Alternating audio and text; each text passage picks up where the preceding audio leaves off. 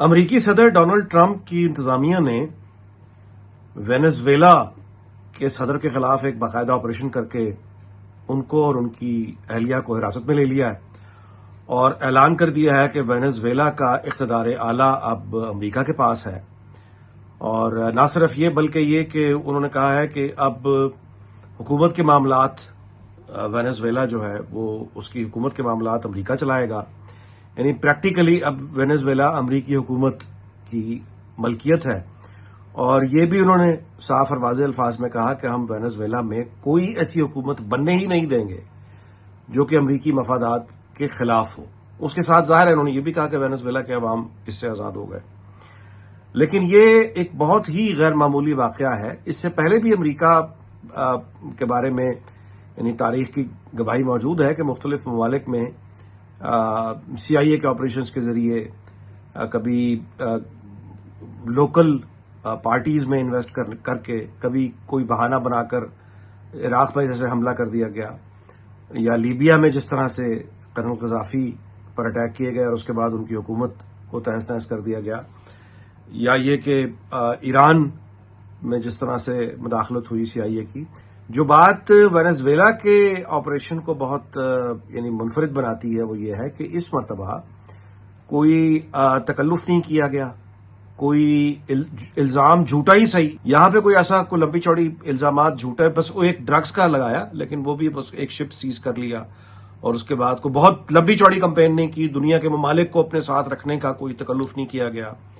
اپنے جو نیٹو کے جو پارٹنرز ہیں ان کو ساتھ ملا کر ان کی حمایت حاصل کرنے کا تکلف نہیں کیا گیا۔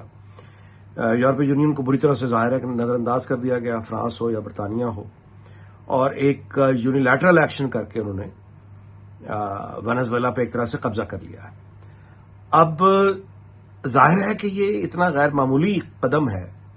کہ اس کے اثرات اب ساری دنیا پر پڑیں گے، اور جو پہلا اب سوال پیدا ہوگا وہ یہ ہے کہ یہ چونکہ وینزویلا کا چونکہ جو کاروبار ہے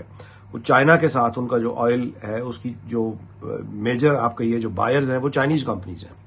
تو وینزویلا کو ایک طرح سے یعنی قبضہ کر کے، اور اس کے بعد اب ظاہر ہے کہ وہ سارے کانٹریکٹس جو پرانی حکومت نے کیے تھے، اب یہ نئی والی حکومت جو وہاں بنے گی، جو بھی انتظام بنے گا، اب یہ پرانے کانٹریکٹس جو چینی کمپنیوں کے ساتھ ہوئے ہیں ان کو ختم کیا جائے گا، منسوخ کیا جائے گا، ری نیگوشیٹ کیا جائے گا، اور وینزویلا کا جو تیل ہے وہ امریکی کمپنیوں کو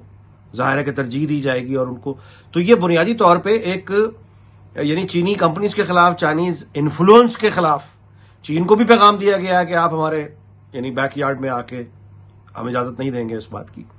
یہ ڈونلڈ ٹرمپ کا وہی فلسفہ ہے جس میں وہ کہتے ہیں کہ ناردرن ہیمسفیئر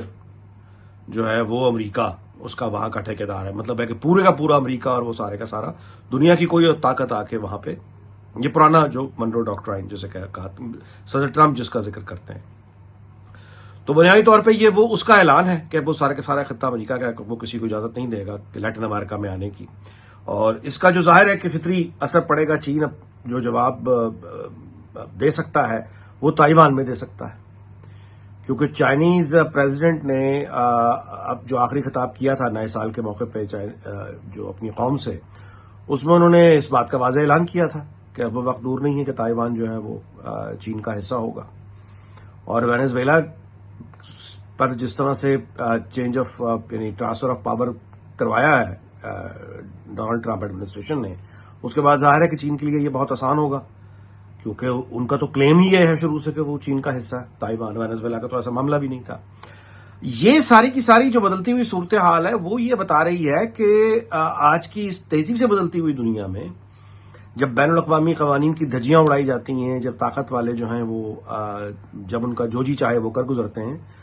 تو یہ آج کی دنیا ہمیں بتاتی ہے کہ کسی بھی ملک کے لیے ایک مضبوط فوج، ایک مضبوط دفاعی نظام کس قدر لازم ہے، کس قدر ضروری ہے،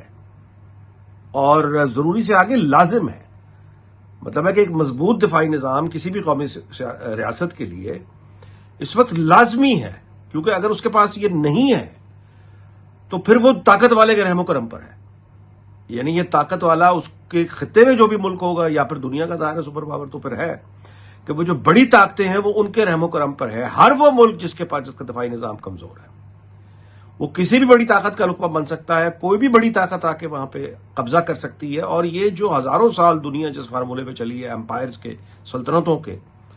جس کے بعد پھر بھیانک جنگیں ہوئی، پہلی جنگ عظیم، دوسری جنگ عظیم، جس کے بعد پھر نیشن سٹیٹ کا ایک تصور ابھرا تھا، قومی ریاست کا، وہ پورے کا پورا جو کانسیپٹ ہے نیشن سٹیٹ کا، وہ اس وقت آپ یوں کہیے کہ وہ سینٹٹی جو ہے تقدس وہ نہیں رہا. اور یہ دنیا پرانے جو ماڈل ہے امپائرز والا، اب یہ وہ بنتا جا رہا ہے.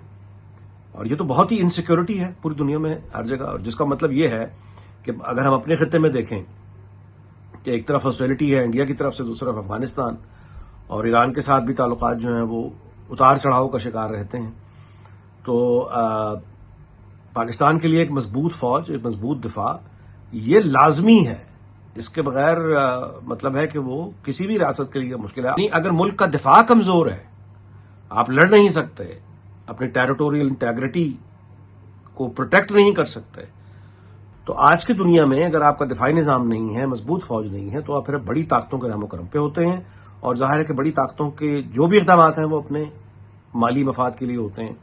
وینزویلا کے اوپر جس طرح سے امریکی صدر ڈونلڈ ٹرمپ نے وہ بل بنایا ہے کہ ہم ان سے وصولی کریں گے وینزویلا سے جو ہمارا نقصان ہوا ہے، حتیٰ کہ وہ یہاں تک انہوں نے کہہ دیا کہ ہمارے جو آپریشن پہ خرچے آئے ہیں ہم وہ بھی ان سے پورے کریں گے. اس کے بعد جو ہمارے ان کی طرف سے ڈرگز آتی رہی ہیں اس میں جو ہمارا نقصان ہوا ہے ہم وہ بھی، یعنی چینی کمپنیز کے ساتھ جو ان کے کانٹریکٹ ہوئے ہیں، امریکی کمپنیاں منافع سے جو محروم رہ گئی ہیں، وہ اب طاقت سے قبضہ کر کے وہ منافع امریکی کمپنیوں کی طرف ڈائیورٹ ہوگا، چینی کمپنیوں سے لے کر. تو آپ اندازہ لگائیے کہ یہ ہے وہ دنیا جس میں ہم زندہ ہیں. تو پاکستان کے لیے بہت لازم ہے، بہت ضروری ہے کہ مضبوط ایک دفاعی نظام ہو، ورنہ یہ بڑی طاقتوں کی آپس کی کشمکش، بڑی طاقتوں کی آپس کے جو مقابلہ، اور پھر کسی بھی بڑی طاقت کا لالچ، وہ پورے کے پورے ملک کو رون دیتا ہے، پوری کی پوری قوم کو غلام بنا لیتا ہے. اور پورے کے پورے یعنی تقدیروں کے، پوری قوموں کے صدیاں ان کی جو ہیں وہ غلام بن جاتی ہیں. تو ایک مضبوط دفاعی نظام، ایک مضبوط فوج، پاکستان الحمدللہ ایک ایٹمی ملک ہے، ہمیں اپنے دفاعی نظام کے خلاف اور اپنی فوج کے خلاف کوئی بھی پلان کرتے ہوئے یا گفتگو کرتے ہوئے ان حقیقتوں کو سامنے رکھنا چاہیے.